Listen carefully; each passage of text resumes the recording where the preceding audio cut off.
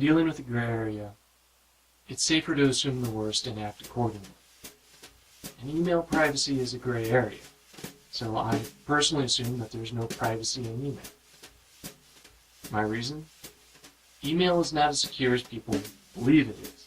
In the U.S., there was a law passed in 1986 known as the ECPA, or Electronic Communications Privacy Act. That law says that any email stored on a server for over 180 days become legally abandoned. And what does that mean? Think about your Gmail and Hotmail accounts. Think about all the email that you have stored there. That law means that the police can read all of it without a warrant. Now recently Congress did pass a bill that would amend the law, and soon the police would need a warrant. So that law may change soon. That's just one group that can read your email. You know who else can read your email? If you use a work computer to check any of those accounts, your employers can read your email, provided your username and password is stored on the web browser on the work computer. Typically they'd only do that after they fired you and they're just checking to make sure you haven't committed corporate espionage. As long as your password is stored on their computer, they can read any of the emails stored in those accounts, provided they don't read anything you haven't yet read. And from what I can find, the 180 days may not apply. So don't save a password or personal email address on a work computer, ever. An email address that was provided by a company, they own that outright, and they can, at any time, read any message you send and receive from that account. Anything done on a work computer, they can read or at least look at. The lesson here is, don't use work computers for personal things, especially if you want to keep them private. As far as employers and the government reading my email, I'm not really too worried because I'm not doing anything illegal. But it's the other people that might have access to my email that concerns me a little bit more. Like the providers of the email service. I own a few domain names, and on a rare occasion I have to reset a password. If I click the wrong thing, I end up in their inbox with full access. That includes being able to read a message and mark it as unread later.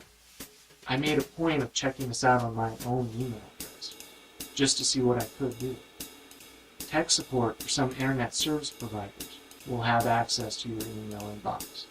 It's not likely that they'd be able to snoop along or get away with it if you did. It just goes to show that there are more people behind the curtain that have access to your email than you might think. More real threats are often closer to home. I have a number of friends who have stories about a boyfriend or girlfriend that snooped through their email. Even have a few that confess to snooping themselves. And they were able to do it because the password was saved in the browser and they gained access with a click.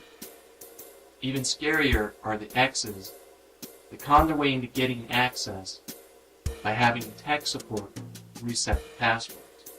When I was working tech support for a major ISP, there were two clients that had similar problems. The first one talked about his second ex-wife, convincing tech support to reset the passwords to all the email addresses.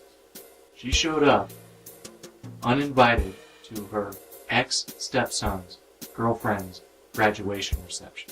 She got the address and time by reading her former stepson's email. The other client, his ex tried to blackmail him with copies of emails. She convinced tech support to reset the password once, logged in, and set up email forwarding. She was getting a copy of everything that he sent and received, and he had no idea until she confronted him with the emails. It's scary how easily that privacy can be violated. And that's my point. Expectation of privacy in the U.S. is set by the general population. If we feel that hotel rooms are private, then privacy laws apply. This also holds true to email. Well, mostly. Again, it's a gray area, and I'm not a lawyer, so if you have questions, go talk to a lawyer. But the Supreme Court does acknowledge that there is an expectation of privacy in email, but it's limited, because it's often a third party like Yahoo that offers the service, and users agree to let the providers scan the email for targeted ads. And by agreeing to scanning, we are surrendering some of our privacy.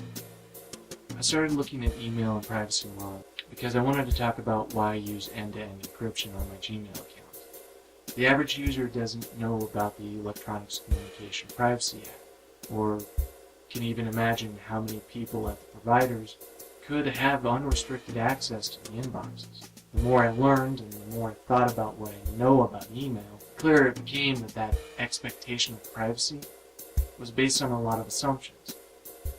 People assume that only they can access their inbox, and it's secure behind a password. That's why email privacy is such a gray area.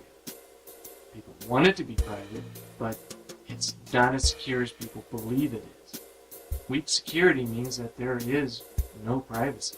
Thanks for watching. Think about how you communicate these days, and good luck.